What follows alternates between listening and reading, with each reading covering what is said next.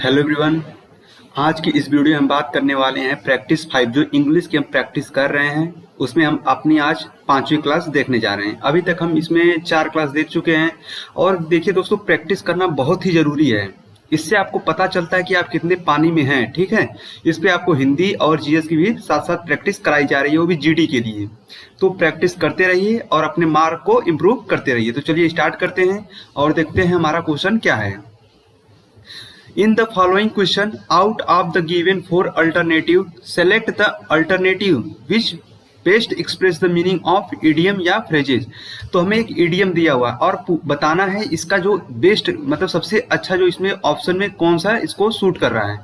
तो क्या हुआ, a person with no character, a person without any fear, या a person with resist change, या अ जनरस पर्सन। तो इसका जो करेक्ट आंसर है वह है a person who resist change. तो इसे हम हिंदी में क्या कहेंगे? हिंदी में कहेंगे परिवर्तन का विरोध करने वाला व्यक्ति। ठीक है, इसका मतलब क्या होता है? A stick in the mud. Stick in the mud का मतलब जैसे जो कोई व्यक्ति है जो कीचड़ में फंस गया तो वो सोचता है कि मैं ही सबसे अच्छा हूँ। तो इस तरह से बस रिलेट करके याद करिएगा कि मतलब परिवर्तन का विरोध करने वाला को हम कहते हैं a stick in the mud. तो इसका जो करेक्ट आंसर है वह है सी। देखिए दोस्तों, ईडीएम को तो याद करना पड़ेगा, कोई इसमें रूल या रेगुलेशन तो है नहीं कि हम लगा के आपको बताएं, वो याद करना ही करना। बस आप थोड़ा सा इसमें निमोनिक्स या कुछ भी ऐड करके बस याद कर लीजिए, आप एग्जाम निकाल लीजिए, बस इतना ही है। चूज द इडियम या phrases that can substitute the highlighted group of word meaningfully. The matter was discuss privately without any intruder. ठीक है, तो इसमें कहा गया है कि रन आउट ऑफ स्ट्रीम जैसे ईडीएम दे दिया गया है, ये ईडीएम है आपके, और यह जो ऊपर है उसी को डिस्क्राइब कर रहा है। तो क्या कौन सा ईडीएम इसको डिस्क्राइब कर रहा है, इसे हमें बताना है। ठीक है, तो हम देखते हैं run out of stream. Run out of stream का मतलब होता है हिम्मत हारना। Behind close door. Behind close door का मतलब होता है बंद दरवाजे के पीछे। और आपका होता है on the fence. On the fence का मतलब होता है दुविधा में होना। फेंस मतलब होता है जैसे पशुओं से जब खेत को बचाने के लिए फेंसिंग की जाती है ना, चारों तरफ जो लगाए जाते हैं उसको बोलते हैं कटीले तार वाले जो लगाए जाते हैं उसी को बोलते हैं फेंसिंग, उसको कहते हैं फेंसिंग करना। ठीक है, ऑन द फेंस। जैसे मान लीजिए आप फेंस में आपका फेंस को पार करते वक्त आपका शर्ट या पैंट फंस जाता है तो आप दुविधा में पड़ जाते हैं, तो उसको कहा जाता है ऑन द फेंस, मतलब दुविधा में पड़ना। और आपका बच्चा क्या है, और रन आउट ऑफ स्टीम का मतलब है हिम्मत हारना। ठीक है, तो इसका जो करेक्ट आंसर होगा बिहाइंड क्लोज डोर, इसका जो करेक्ट आंसर होगा, क्योंकि the matter was discuss privately, मतलब जैसे अभी मैं कोई अपना जैसे दरवाजा बंद करके कोई कुछ बात कर रहा है तो यानी क्या है, प्राइवेटली बात हो रही है। दरवाजा खोल के बात हो रही है यानी सबके लिए वो मतलब सब जान सकते हैं उस चीज को। ठीक है, तो इसका जो करेक्ट आंसर है वह है बिहाइंड क्लोज डोर्स। अब हमारा नेक्स्ट है कि improve the underline part of the sentence, choose no improvement as an if the sentence is grammatically correct. तो हमें इसमें बताना है कि देखिए इसके नीचे अंडरलाइन वर्ड है हैव बीन गेट, इसके नीचे अंडरलाइन वर्ड है और हमें इसे इम्प्रूव करना है। The a large number of people have been getting clean and pure water. तो देखिए अ लार्ज नंबर ऑफ जो पीपुल हैं क्या कर रहे हैं, have been get clean and pure water. क्या हुआ, देखिए इसमें जैसे पढ़ने पे लग रहा है कि अभी पास्ट से कोई काम किए हैं और फ्यूचर में भी कर रहे हैं। ठीक है, तो देखिए जो लार्ज नंबर ऑफ पीपुल है वह फ्यूचर में भी उस काम को कर रहे हैं, ऐसा होता है। और मैंने आपको बताया कि हैज और हैव आपको कहीं भी दिख जाए तो इसके बाद हमेशा क्या था, वर्ब की थर्ड फॉर्म आती है। ठीक है, तो देखिए इसमें सबसे पहले मिला लेते हैं। देखिए a large number of people है, इसके लिए हमें क्या लगाते हैं, हमें इसके लिए हैव ही लगाएंगे। ठीक है, क्योंकि अ लार्ज नंबर ऑफ पीपुल होता है और the large number of people होता है। जब हम the large number of people लगाते हैं तो हम लगाते हैं क्या, सिंगुलर वर्ब। सिंगुलर क्यों, क्योंकि द डिफिनिट है और डिफिनिट के लिए हम क्या है, और अ क्या है, इंडिफिनिट है। और डिफिनिट के लिए हम कहते हैं कि मतलब सबको पता है कि कुछ संख्या में होंगे और डिफिनिट है, इसलिए हम उसको हैज लगाते हैं। द के लिए हम लोग क्या लगाते हैं, हैज लगाते हैं। और अ मतलब हमें नहीं पता है कितने व्यक्ति हैं, इन्फिनिटिव भी हो सकते हैं ना। ठीक है, कितने भी हो सकते हैं, इसका काउंटिंग नहीं किया गया, इसलिए हम हैव लगाते हैं। तो हैव यहाँ पे सही है, यानी हमारा ऑप्शन हैज बीन ये नहीं होगा। बीन तो होगा ही नहीं क्योंकि हमें हैव बीन गेट की जगह करना है, बीन तो अकेले आएगा नहीं, तो यह भी नहीं होगा। ठीक है, अब बच्चा हमारा नो इम्प्रूवमेंट और हैव बीन गेटिंग, मैंने आपको बताया कि जैसे ये जो लग रहा है कंडीशन इसमें क्या है कि पिछले जो बात हुई है वो फ्यूचर में भी वो चल रहा है। तो यह देखिए यह क्या हुआ है, इसमें फ्यूचर में कौन ऑप्शन बात हो रही है, तो बी में ऑप्शन में बात हो रही है, तो यह बी सही है। नेक्स्ट है कि find the part of the given sentence that has an error in it, if there is no error choose no error. ठीक है, अब देखते हैं हम क्वेश्चन अपना पढ़ते हैं। Consumer sometime has a good ability to identify counterfeit logos when the legitimate brand is well organized. ठीक है, अब हमें यहाँ फिल करना है क्या होगा। तो देखिए कंज्यूमर्स लिखा है और कंज्यूमर्स यहाँ पर क्या है, एक प्लूरल फॉर्म है। ठीक है, उसके बाद यहाँ पर देखिए हैज, अब हमें पहले ही मिल गया कंज्यूमर्स प्लूरल है, तो जाहिर सी बात है कि हमें वो भी क्या रखना होगा, प्लूरल ही रखना होगा। ठीक है, तो यहाँ पे प्लूरल वर्ब होगा। तो हमारा जो एरर किस में फाइंड हुआ, हमारा एरर फाइंड हुआ सी में।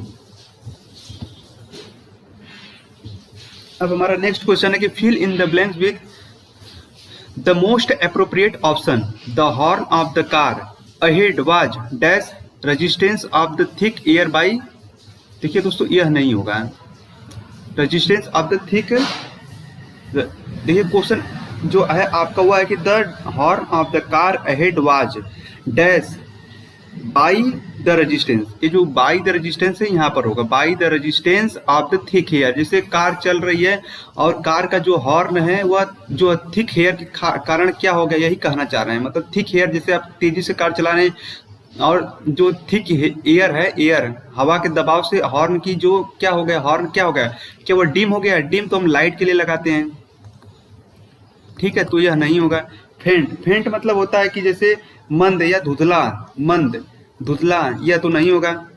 ठीक है, अब क्या होगा, बचा आपका क्या, मफल्ड। मफल्ड मतलब क्या होता है, मफल्ड मतलब होता है मंद, और यह इसी के लिए लगता है जब एयर वॉर से किसी चीज के लिए कुछ होता है, उस पर रेजिस्टेंस लगती है तो उसके लिए मफल्ड लगाते हैं, डिम लाइट के लिए लगाते हैं। ठीक है, म्यूट मतलब जैसे साइलेंट, म्यूट तो आप मोबाइल फोन को भी करते हैं, तो म्यूट मतलब बंद, साइलेंट। ठीक है, तो इसका जो करेक्ट आंसर है वह है डीम। इसका मतलब यह ईयर वर्ड से रेजिस्टेंस के लिए लगाया जाता है। Choose the most appropriate antonym of the underline word. The cow happily recovered which the widow entirely attributed to the efficacy of her pastor prayer। देखिए दोस्तों, अगर आप इंग्लिश की कॉपी में आप काफ़ी अच्छी प्रैक्टिस किए हैं और आप इसको जो दिया हुआ है पूरा सेंटेंस, अगर इसको पढ़ के आप इसका मीनिंग निकाल रहे हैं तो भी आप इसकी जो एंटोनिम्स पूछा है ना वो भी इजीली कर पाएंगे। लेकिन अगर आपको वर्ड पावर तैयार है, आपको पता है कि इफिकेसी मतलब होता क्या है, तो तब आप थोड़ा समय बचा सकते हैं और डायरेक्ट अपने आंसर पे जा सकते हैं। इफिकेसी मतलब होता है दोस्तों प्रभावशीलता। क्या होता है, प्रभावशीलता। ठीक है, अब हमें ऑप्शन में देखना है कि इसका जो अपोजिट क्या होगा, इनएडिक्वेसी। इनएडिक्वेसी मतलब क्या होता है, जो है आपका इनएडिक्वेसी मतलब कि जैसे अपर्याप्त होता है। क्या होता है, अपर्याप्त। पोटेंसी मतलब प्रभावशील, पोटेंशियल एनर्जी आपने पढ़ा होगा 12th में। पोटेंसी मतलब पर्याप्त। वर्च्यू, वर्च्यू मतलब होता है गुण, किसी के अंदर गुण होते हैं तो उसको कहा जाता है। और इफेक्ट मतलब होता है प्रभाव। तो हमें सबसे जो प्रभावशीलता, इसमें प्रभाव हो, और देखिए इसमें इनएडिक्वेसी मतलब अपर्याप्तता है, तो इसका जो करेक्ट एंटोनिम है यही होगा, और ये तीनों नहीं होगा। ठीक है, अब हमारा नेक्स्ट क्वेश्चन है कि select the most appropriate option for the given blank. तो देखते हैं हमारा यहाँ पर क्या होगा, you must dash left with no soldier, you defeat now as you are.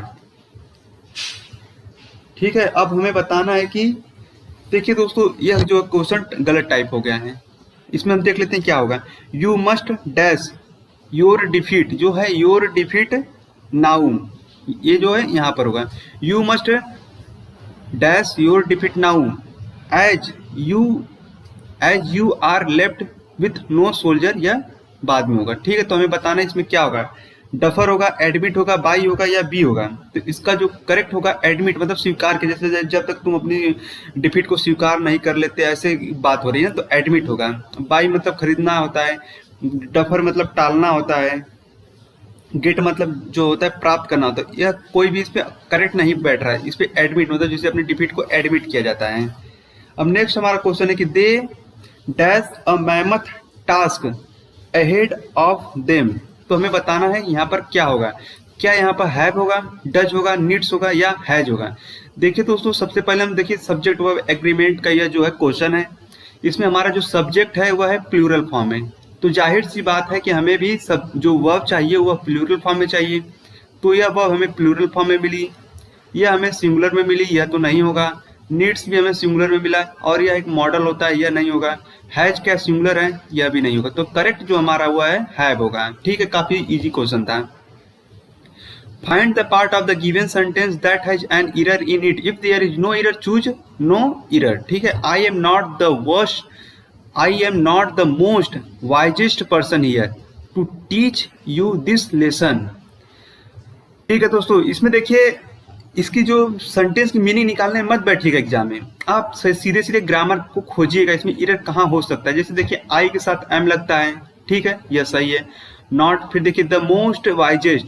देखिए मैंने आपको हर मतलब जो प्रैक्टिस कराता हूँ उसमें मैं बताता हूँ कि सुपरलेटिव डिग्री में आपको द लगाना, जब द लगा है तो आप उसे एक तरह से देख सकते हैं कि यह क्या है। द आर्टिकल जो होता है वह नाउन के लिए लगता है और जो द लगता है वो सुपरलेटिव डिग्री। अगर कहीं आपको कंपैरेटिव या पॉजिटिव और सुपरलेटिव डिग्री मिल गया तो सुपरलेटिव अगर आप पहचानना है तो आप सीधे सीधे पकड़िएगा द को, द लगा रहेगा तो आपको मिल जाएगा सुपरलेटिव डिग्री। ठीक है, देखिए द है आर्टिकल है और यहाँ पर नाउन है, नाउन के लिए आर्टिकल लगता है। ठीक है, अब हमें इसे सुपरलेटिव डिग्री में दिखाना है। तो सुपरलेटिव डिग्री के लिए हम वाइज, वाइजर, वाइजेस्ट होता है, तो वाइजेस्ट यहाँ पर क्या है, सुपरलेटिव डिग्री है। और मोस्ट भी क्या है, सुपरलेटिव डिग्री है। तो हम दो सुपरलेटिव प्रयोग का नहीं कर सकते हैं और हम एक ही सुपरलेटिव डिग्री का प्रयोग करना है। यह क्या है, सुपरफ्लुअस हो जा रहा है, तो हम इसे हटा देंगे। I am the wisest person here to teach you this lesson. ठीक है, तो हमारा जो एरर मिला वो हमारा ए में मिला है। अब हमारा क्वेश्चन नंबर 10 है। इसमें हमें क्या करना है कि जो ऑटोनॉमस लिखा हुआ है, देखिए क्वेश्चन आप लोग पढ़ लीजिएगा। Replace the bracket word with one of the given option with suitably replace. जो सुटेबली मतलब उसे रिप्लेस कर सकता है, यानी सिनोनिम्स। सुटेबली रिप्लेस मतलब सिनोनिम्स है। तो पढ़ते हैं, a successful outcome could ultimately lead to its use in autonomous planetary rover and robot craft. ठीक है, तो ऑटोनॉमस मतलब क्या होता है, ऑटो, ऑटो एक जो रूट वर्ड है, AUTO। ऑटो मतलब होता है स्वयं, जो स्वयं होता है उसे कहते हैं, मतलब कोई चीज ऑटोनॉमी, ऑटोमेटिकली आपने देखा होगा। ऑटो मतलब जो स्वयं अपने आप होता है वो उसी कहते हैं ऑटो। ऑटो मतलब स्वयं। ठीक है, अब हम देखते हैं ऑप्शन में, ऑब्स्ट्रक्ट, इंडिपेंडेंट, यूनानिमस या ऑक्लूड। ठीक है, तो इसका जो करेक्ट आंसर है वह है इंडिपेंडेंट। इंडिपेंडेंट का मतलब भी होता है मतलब स्वतंत्र, और ऑटोनॉमस का भी मतलब होता है स्वतः, यानी स्वयं, जो स्वयं कर ले जाके। अगर तुम्हें कोई काम करना तुम स्वतंत्र हो जाकर स्वयं कर ले रहे हो, ठीक है, तो वह ऑटोनॉमस। और इसका जो सिनोनिम्स है वो भी इंडिपेंडेंट। अब हम देख लेते हैं ऑब्स्ट्रक्ट का मतलब क्या होता है। ऑब्स्ट्रक्ट का मतलब होता है अवरोधित करना, बाधा डालना। यूनानिमस का मतलब होता है एक मत। ऑक्लूड का जो मतलब होता है अवरोधित करना। ठीक है, तो यह तीनों नहीं होगा, इसका जो करेक्ट आंसर है वह है इंडिपेंडेंट। अब हमारा नेक्स्ट है कि choose the word that means the same as given word. अब देखिए क्या है, सेम खोजना यानी सिनोनिम्स में खोजना है। सेम मतलब सिनोनिम्स। फैंटास्टिकली, फैंटास्टिकली यानी आपने सुना होगा फैंटास्टिक। फैंटास्टिक सुना ही होगा, काफी नॉर्मल सा वर्ड है फैंटास्टिक, ये आप जानते होंगे। फैंटास्टिक तो इसका मतलब होता है एक्सट्रीमली गुड। क्या होता है, एक्सट्रीमली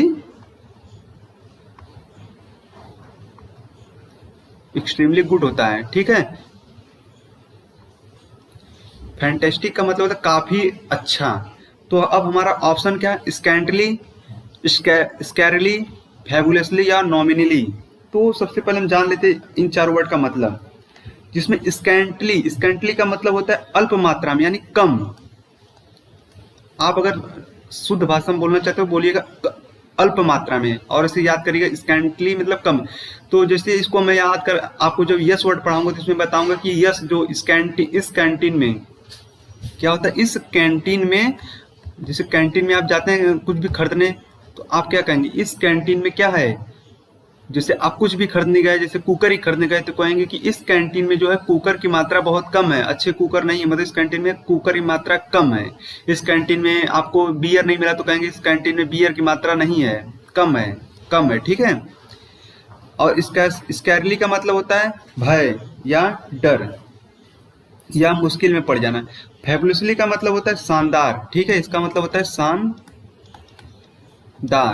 नॉमिनली का मतलब होता है नाम मात्र, ठीक है। तो अब बताइए इसमें से कि इसका सेम वर्ड कौन सा है। तो इसका जो करेक्ट वर्ड है वह है फैबुलसली। फैबुलसली मतलब शानदार, यह इसका सही है। Select the most appropriate option for the given blank. हमें बताना है कि देखिए इसमें ब्लैंक तो मैं हो नहीं पाई, इसमें देखिए ब्लैंक यहीं पर है, ठीक है, ब्लैंक जो है आपका ऑप्शन यहीं पर है, ए के बाद ब्लैंक है। There is no need to jump to a dash so on, ठीक है। देखिए अ क्या है, हमारा एक आर्टिकल है और आर्टिकल के बाद हमें नाउन की जरूरत है, ठीक है। अगर ये छोटी छोटी चीजें आपको बहुत जरूरी होती जाननी है। तो हम देखते हैं यहाँ पर क्या होगा, रेजिस्टेंस होगा, इंसीजन होगा, कंक्लूजन होगा या फाइनल होगा, ठीक है। तो सबसे पहले रेजिस्टेंस का मतलब क्या होता है, प्रतिकार, और आपका इंसीजन का मतलब होता है चीर, कंक्लूजन का मतलब होता है आपका निष्कर्ष, और फाइनल का मतलब होता है परिणाम या अंतिम चरण। तो यहाँ पर जो करेक्ट ऑप्शन होगा वो होगा conclusion. There is no need to jump to a conclusion so soon. मुझे मतलब हमें बहुत क्या है, बहुत जल्दी किसी कंक्लूजन पे नहीं जाना चाहिए, बहुत सोच विचार कर काम करना चाहिए। तो वो हमें दिखाया गया है, इसमें बताया गया है। अब हमारा नेक्स्ट है कि find the part of the given sentence that has an error in it. If there is no error choose no error. 1000 year ago boy and girls did not learn to read, ठीक है। तो हमें इसमें बताना है क्या होगा। देखिए 1000 ईयर एगो, देखिए इसमें तो सब सही है। अब देखेंगे अ के लिए एगो लगा है, ठीक है। यह क्या है, एक क्लासिफाइंग एडजेक्टिव है। क्लासिफाइंग क्या है, एडजेक्टिव है। Boys and girls did not क्या है, अब मैंने बताया कि डू डिड और डज के बाद क्या लगता है हमेशा, इसके बाद हमेशा लगता है आपका वर्ब की फर्स्ट फॉर्म। तो देखिए डू डज डिड के बाद क्या लगा है, लर्न लगा है, इसका मतलब वर्ब की थर्ड फॉर्म है। हमें लगाना क्या है, वर्ब की फर्स्ट फॉर्म, तो यह हमारा लर्न होगा, यह हमारा करेक्ट होगा, ठीक है। तो हमारा जो एरर मिलेगा वो हमें चौथे वाले ऑप्शन में मिलेगा। अब नेक्स्ट है कि find the part of the given sentence that has error, मतलब हमें इसमें भी क्या है, एरर फाइंड करना है। दोस्तों ये जो है ऑप्शन, जो 14 नंबर क्वेश्चन है, ये 2 बार रिपीट हो गया। यहाँ पर दूसरा क्वेश्चन था, चलिए हम उसको हम नेक्स्ट वीडियो में देख लेंगे। Find the sentence that has an spelling error. Spelling error इसमें देखना, we have disillusioned when she was, हमें इसमें नो स्पेलिंग एरर, यानी कि इसमें स्पेलिंग एरर नहीं है, ठीक है। तो फटाफट हम देखते हैं। देखिए MOVIE, मूवी की स्पेलिंग आप देखे होंगे। जो मूवी की स्पेलिंग क्या होती है, ये देखिए इस मूवी की स्पेलिंग तो यह नहीं होती, यानी हट जाएगा। अब हमारा बचा 3 ऑप्शन। 3 ऑप्शन में हम देखेंगे क्या, एक्टेड एक्टेड एक्टेड, यह भी सही है, और रियल लिखते हैं REAL, रियल इसमें सही है, लेकिन इसमें गलत है, तो यह भी नहीं होगा, और दोनों सही है। अब हमारा बचा नेक्स्ट, एकदम लास्ट, हम इसको देखेंगे डिसइल्यूजन या डिसइल्यूजन। तो इसमें क्या होगा, इसमें इसका करेक्ट क्या है। तो दोस्तों इसका जो करेक्ट ऑप्शन है यह है 3 नंबर, 3 यह सही है और बाकी यह गलत है। इसमें 2 लगता है, यह इसमें 1 ही लगा है, ठीक है, इसमें नो स्पेलिंग एरर है। अब हमारा जो नेक्स्ट एक आता है क्लोज टेस्ट, 5 नंबर का, 5 नंबर क्लोज टेस्ट होता है। इसमें 5 हमें फिल इन द ब्लैंक्स पढ़ना है, और देखिए हम इसको पढ़ते हैं पहले पैराग्राफ को, उसके बाद समझ लेंगे, उसके बाद हम फिल इन द ब्लैंक्स को भरेंगे। अगर आप इस समझ जाते हैं तो 5 नंबर आपको बहुत सीधा सीधा दे देता है। The Indian meteorological department had dash a warning regarding a heat wave, यानी इसमें जैसे हमें अभी तक इतना लाइन पढ़ने पर समझ में आ रहा है कि जैसे एक डिपार्टमेंट है, वो साइंस से रिलेटेड है, और एटमॉस्फेयर से हुआ क्या, हमें हीट वेव के खिलाफ क्या चेतावनी दे रहा है।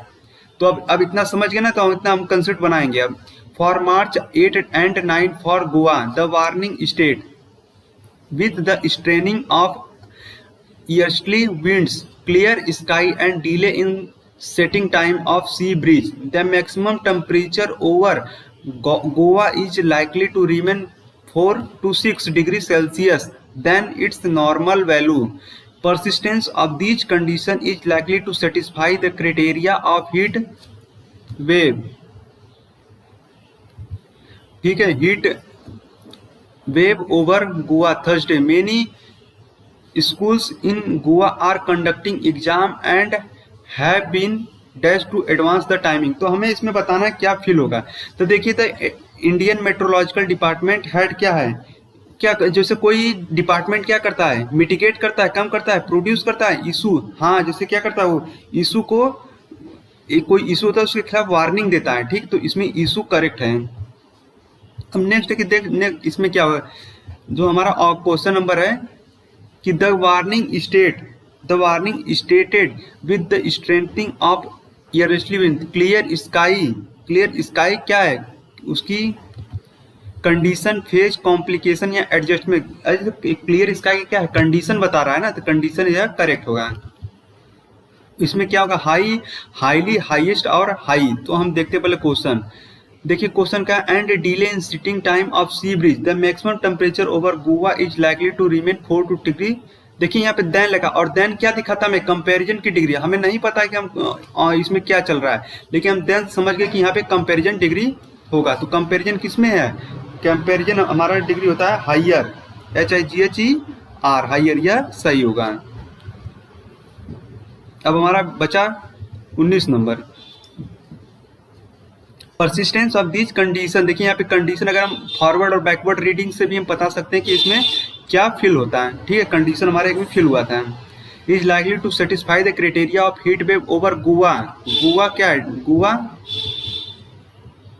एड इन ओवर, या गोवा ऑन होगा। ठीक है, तो ऑन इसका करेक्ट ऑप्शन है। अब हम next select the most appropriate option of the blank. तो जो हमारा आखिरी था, many schools in Goa are conducting exam and have been क्या आस्किंग, सेड, टेल या टोल्ड। तो ये जो पूरा बात हो रही थी आप इसको पढ़िएगा तो पूरा पास्ट में बात हो रही थी, इसलिए हम यहाँ पे टोल्ड रखेंगे। ठीक है दोस्तों, अगर आपको ये वीडियो पसंद आई तो चैनल को जरूर सब्सक्राइब करिएगा। अब हम मिलते हैं नेक्स्ट वीडियो में।